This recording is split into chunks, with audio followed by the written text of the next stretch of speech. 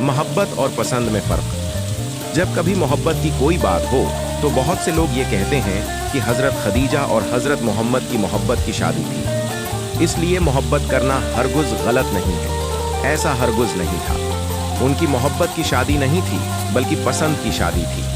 मोहब्बत और पसंद में बहुत फ़र्क है। पसंद में कोई ताल्लुक़ नहीं बनता, मोहब्बत में ताल्लुक़ बन जाता है।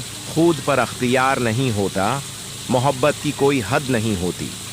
हज़रत खदीजा को आपकी शख्सियत मुतासिर की थी तो उन्होंने निकाह का पैगाम भेजा था, मुलाकात का नहीं।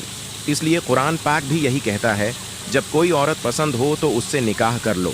पसंद का लफ्ज़ इस्तेमाल हुआ है, मोहब्बत का नहीं। ये कुछ हुदूद है अल्लाह जलाल की।